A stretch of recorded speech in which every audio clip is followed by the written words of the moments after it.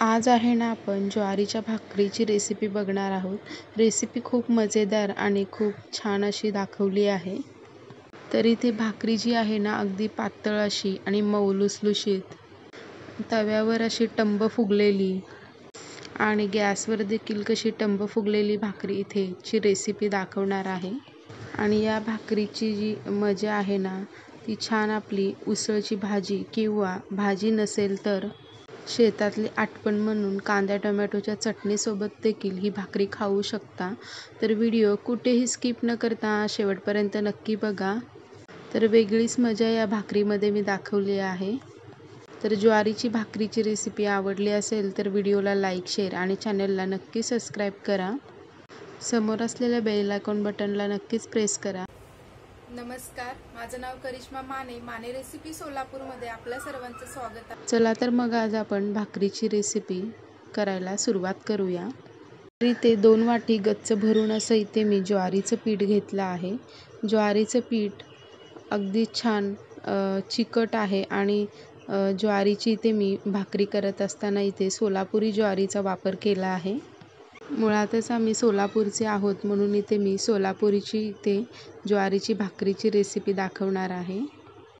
ज्वारी जर जास्त जुनी झाली असेल तर ज्वारी दळत असताना ज्वारीमध्ये थोडेसे तांदूळ आणि साबुदाणे घातले तर ज्वारी पीठ आहे ना त्याला छान चिकटपणा येतो आणि खूप दिवसापर्यंत पीठ छान राहतं आणि भाकरी देखील आपल्या छान पांढरं शुभ्र होतात. पण इथे मी फक्त ज्वारीच्या पिठापासूनच भाकरी दाखवणार आहे. तर इथे पिठामध्ये पाण्याचा अंदाज घेत थोडं थोडं करून पाणी घालून पीठ अगदी सैलसर न मळता, अगदी दाटसर न मळता सैलसर असं पीठ मळून घ्यायचं आहे. जसं आपल्याला भाकरी करायला आवडते तशा पद्धतीने इथे पीठ मळून घ्यायचं आहे.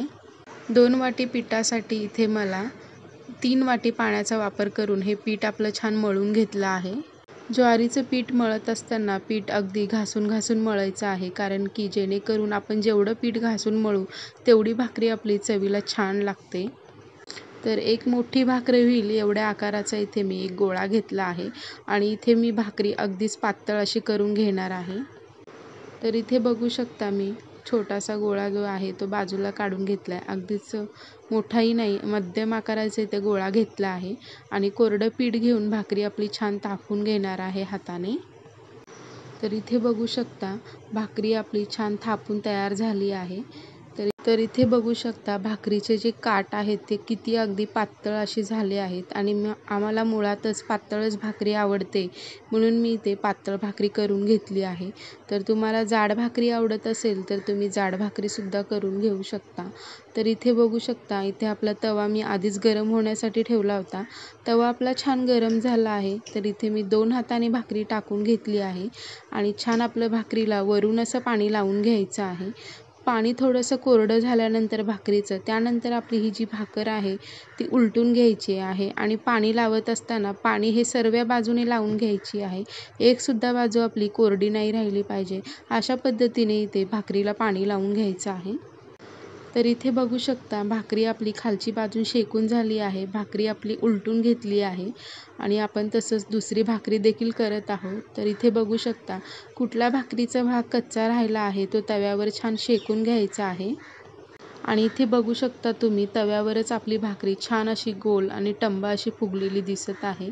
तर इथे भाकरी आपली फुगली आहे तर आपण एका ताटामध्ये काढून घेणार आहोत. तर अशाच पद्धतीने आपण सगळ्या भाकऱ्या तयार करून घेणार आहोत. इथे बघा मी दुसरी देखील भाकरी तुम्हाला घालून दाखवत आहे तव्यावर आणि त्यावर देखील पाणी लावून दाखवत आहे. पाणी लावलेला भाग जो आपला कोरडा झाला की लगेचच आपली भाकरी उलटवून घ्यायची, म्हणजे पलटवून घ्यायची आहे. म्हणजेच भाकरी आपली छान शेकते आणि मऊ लुसलुशीत राहते. पाणी लावत असताना एक चूक मात्र करू नका. जर पाणी वरचं जास्त कोरडं झालं तर भाकरी आपली फडफडीत आणि कोरडी अशी होते आणि दिसायला देखील ती अजिबात छान दिसत नाही पाठीमागून. तर इथे बघू शकता पाठीमागून आणि समोर छान भाकरीला रंग फार सुंदर आला आहे. भाकरी देखील आपली छान पांढरी शुभ्र दिसत आहे. तर इथे मी गॅसवर देखील तुम्हाला भाकरी भाजून दाखवली आहे. तर इथे 2 वाटी पिठामध्ये मी साधारण 6 ते 7 भाकऱ्या करून घेतल्या आहेत आणि ही भाकरी अगदी पातळ, मऊ, लुसलुशीत अशी इथे तयार झाली आहे. तर इथे बघू शकता भाकरीला रंग फार सुंदर आला आहे आणि इथे एक कमी डागाच्या भाकरी आणि जास्त करपलेल्या देखील नाही अशा मऊसुदीत आपल्या भाकऱ्या तयार झाल्या आहेत ज्वारीच्या.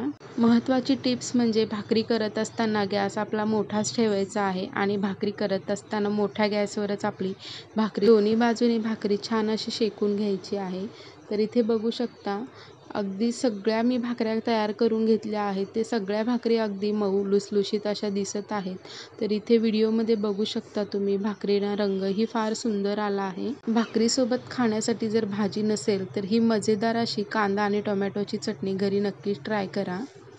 ही जी चटणी आहे ना, आम्ही आमच्या मामाच्या घरी शेतामध्ये गेले ना तर अशा पद्धतीची चटणी करून गरम गरम भाकरीसोबत खायचो. तर इथे घ्यायचा एक कांदा आणि एक बारीक चिरलेला टोमॅटो. तर चॉपरला चिरून घ्यायचा आहे, नाहीतर तुम्ही हाताने देखील बारीक असं चिरून घेऊ शकता. तर कांदा टोमॅटो आपलं छान या चॉपरमध्ये बारीक असं चिरून घ्यायचं आहे. तर या रेसिपीला तुम्ही मसाले भाकरी असं सुद्धा नाव देऊ शकता. तर इथे बघू शकता आपलं चॉपरमध्ये कांदा आणि टोमॅटो छान असं बारीक चिरून झालं आहे.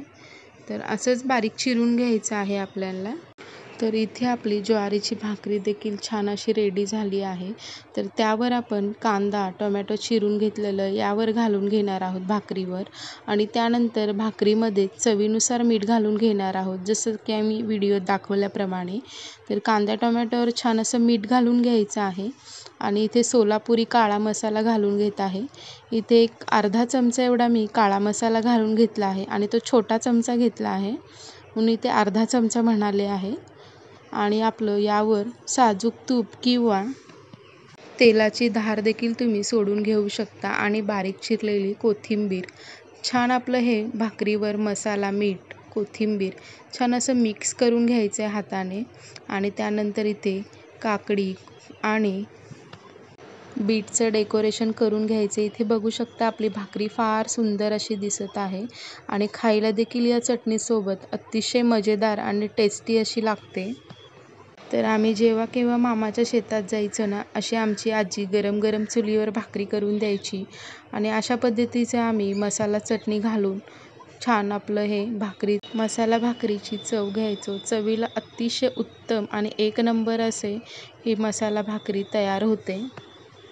चवीला एक नंबर आणि जबरदस्त चवीला लागते. तर तुम्ही यापुढे पिझ्झा बर्गर किंवा पिझ्झाचे जे काही प्रकार आहेत ना, या ज्वारीच्या भाकरीपुढे सगळे फिके आहेत. म्हणून म्हणते तुम्ही देखील अशा पद्धतीची ज्वारीच्या भाकरीसोबत अशी मसालेदार चटणी करून खा. चवीला एक नंबर अतिशय उत्तम रेसिपी आहे. जर भाकरीचा व्हिडिओ आवडला असेल तर व्हिडिओला लाईक शेअर आणि चॅनलला नक्की सबस्क्राईब करा. तर भाकरीसाठी खाण्यासाठी इथे मी उसळची देखील तुम्हाला रेसिपी दाखवणार आहे. तर इथे एक वाटीच्या प्रमाणात मिक्स उसळ घेतली आहे. 1 वाटी मोड आलेले हरभरे, काळा वाटाणा, पांढरा वाटाणा मोड आलेले आणि मटकी आणि मूग ते देखील 1 वाटीच घेतले आहेत. आणि त्यासोबत मीडियम साईजचे 2 टोमॅटो आणि मीडियम साईजचे 2 कांदे देखील घेतले आहेत. गॅसवर कढई घेतली आहे. कढई गरम होण्यासाठी ठेवली आहे. गॅस मोठाच ठेवला आहे आणि सर्व उसळी आपण छान असे स्वच्छ पाण्याने धुवून घेतले आहेत. 3 ते 4 पाण्याने छान अशी उसळ धुवून घेतली आहे आणि आपल्याला गॅस मोठा ठेवूनच उसळ आपली छान खमंग अशी भाजून घ्यायची आहे. म्हणजेच उसळीला छान मॉइश्चर येईल अशा पद्धतीने उसळ छान भाजून घेणार आहोत. तर इथे बघू शकता उसळच्या आपल्या ज्या मोड आहेत त्या हलक्याशा नरम अशा झाल्या आहेत. आणखीन आपण 2 ते 3 मिनटासाठी उसळ भाजून घेणार आहोत. साधारण 5 ते 6 मिनटासाठी इथे मोठा गॅस ठेवून उसळ छान भाजून घ्यायची आहे आणि उसळ छान भाजल्यानंतर त्याचा रंग देखील लवकर बदलतो. इथे बघू शकता 5 ते 6 मिनटं झाली आहेत आणि उसळ आपली छान भाजली गेली आहे आणि त्याचा रंग देखील बदलला आहे. म्हणजे काय होतं ना, उसळ आपली भाजली ना ती हलकीशी नरम होते, म्हणजेच अशी शिजल्यासारखी वाटते. तर आपण इथे आपली ही उसळ छान भाजली आहे तर एका प्लेटमध्ये काढून घेणार आहोत. तर याच कढईमध्ये ना आपण 3 ते 4 चमचे एवढे तेल घालून घ्यायचे आहेत आणि यामध्ये आपण बारीक चिरलेला कांदा घालून घेणार आहोत.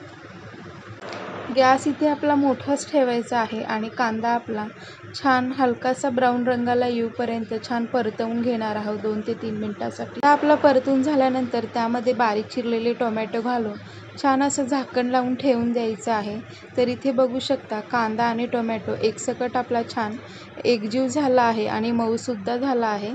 यातच मी चवीनुसार मीठ देखील घालून घेतलं होतं आणि यामध्ये आपण 1 चमचा लाल तिखट, 1 चमचा काळा मसाला, अर्धा चमचा हळद घालून छान हे ड्राय मसाले तेलामध्ये अगदी छान परतवून घ्यायचं आहे. तर इथे बघू शकता छान आपल्या या मसाल्यांना तेल सुटलं आहे आणि मसाले देखील आपले छान परतले आहेत. मसाल्यांचा फार खमंग असा वास येत आहे. इथे मी सोलापूरचा काळा मसाला वापरला आहे. तर या मसाल्यामध्येच आपण बारीक चिरलेली कोथिंबीर घालून घेणार आहोत आणि भाजून घेतलेले सर्व मिश्र डाळीचे उसळ घालून घेणार आहोत आणि छान एकजीव करून घ्यायचं आहे. तर ही उसळ करताना मी इथे 1 थेंबभरही पाण्याचा वापर न करता अगदी वाफेवरच ही उसळ तयार करून घेणार आहे. तर इथे मी झाकण लावून 5 मिनिटासाठी मंद आचेवर ठेवलं होतं आणि इथे बघू शकता 5 मिनिटांनी आपली उसळ छान तयार झाली आहे. अगदी मोकळी, फडफडीत आणि मऊसूद अशी शिजल्यासारखी दिसत आहे.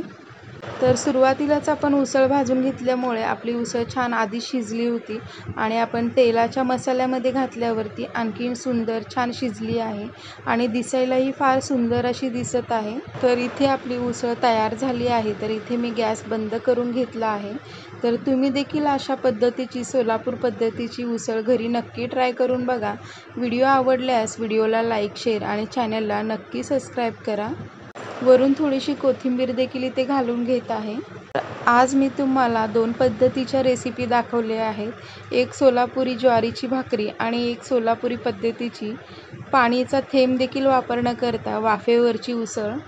तर रेसिपी कशी वाटली कमेंट करून नक्की सांगा आणि जर व्हिडिओ आवडल्यास व्हिडिओला सबस्क्राईब करून चॅनलला नक्की सपोर्ट करा. चला तर मग पुन्हा भेटूया अशाच सोलापूर पद्धतीच्या वेगवेगळ्या रेसिपी घेऊन. सोलापूर पद्धतीची रेसिपी आवडल्यास व्हिडिओ जास्तीत जास्त लोकांपर्यंत शेअर करा आणि चॅनेलला नक्की सबस्क्राईब करा.